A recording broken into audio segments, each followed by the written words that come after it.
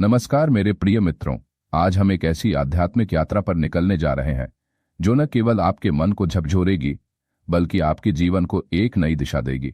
हम बात करेंगे आदि शंकराचार्य के अमर दर्शन अद्वैत वेदांत की, जिसने सहस्राब्दियों से मानवता को सत्य की राह दिखाई है। क्या आपने कभी सोचा कि इस विशाल संसार का मूल क्या है? कौन है हम और क्या है वह परम सत्य जो हर प्रश्न का उत्तर देता है? दोस्तों, वीडियो शुरू करने से पहले अगर आप चैनल पर नए हैं तो हमारे चैनल को सब्सक्राइब करना ना भूलें। अद्वैत वेदांत कहता है, ब्रह्म सत्यं जगत मिथ्या। ब्रह्म ही एकमात्र सत्य है और यह संसार माया का खेल। यह दर्शन हमें सिखाता है कि हमारा असली स्वरूप न शरीर है न मन, बल्कि वह शुद्ध चेतना है जो ब्रह्म से अभिन्न है। शंकराचार्य ने इस गहन सत्य को न केवल शास्त्रों से सिद्ध किया बल्कि इसे हर आम और खास तक पहुंचाया। तो तैयार हो जाइए एक ऐसी दार्शनिक यात्रा के लिए जो आपको आपके भीतर छिपे अनंत सत्य से मिलाएगी। आइए जानें कि कैसे अद्वैत वेदांत हमें अज्ञान के अंधेरे से ज्ञान के प्रकाश की ओर ले जाता है और कैसे ये हमारे जीवन को सार्थक बना सकता है। चलिए इस सत्य की खोज शुरू करते हैं।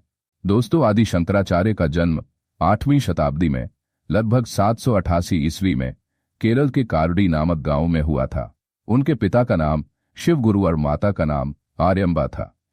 एक शिव भक्त नंबूदरी ब्राह्मण परिवार में जन्मे शंकर बचपन से ही असाधारण बुद्धिमत्ता के धनी थे। कहा जाता है कि मात्र 3 वर्ष की आयु में उन्होंने वेदों का अध्ययन शुरू कर दिया था। उनके जीवन में एक महत्वपूर्ण घटना तब हुई जब उनकी मां को एक मगरमच्छ ने पकड़ लिया। शंकर ने अपनी मां से संन्यास लेने की अनुमति मांगी और मां ने अनुमति दे दी।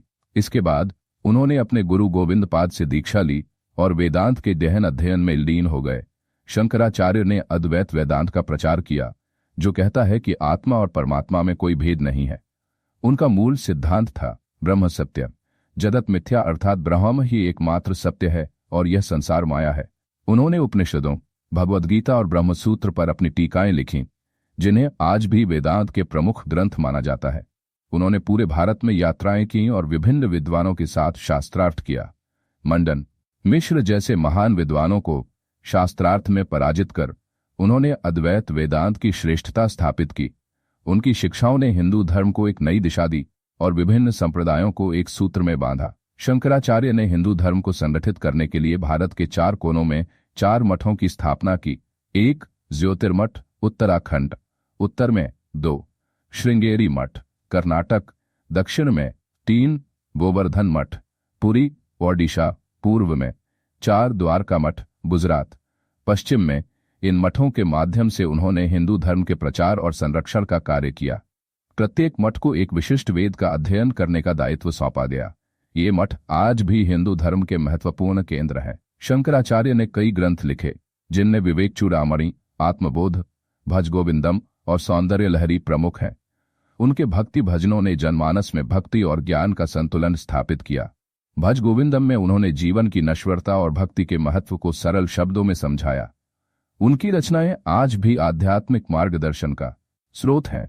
आदि शंकराचार्य ने मात्र 32 वर्ष की आयु में असाधारण कार्य किए। उन्होंने बौद्ध धर्म के प्रभाव को संतुलित करते हुए हिंदू धर्म को पुनर्जन्म दिया। उनके दर्शन ने न केवल भारत बल्कि विश्व भर में आध्यात्मिक चिंतन को प्रभावित किया। उनकी शिक्षाएं आज भी प्रासंगिक हैं और हमें आत्म साक्षात्कार की ओर प्रेरित करती हैं। आदि शंकराचार्य का जीवन एक तपस्वी, दार्शनिक और धर्म सुधारक का प्रेरणादायक उदाहरण है। उन्होंने ज्ञान, भक्ति और कर्म के समन्वय का मार्ग दिखाया। उनकी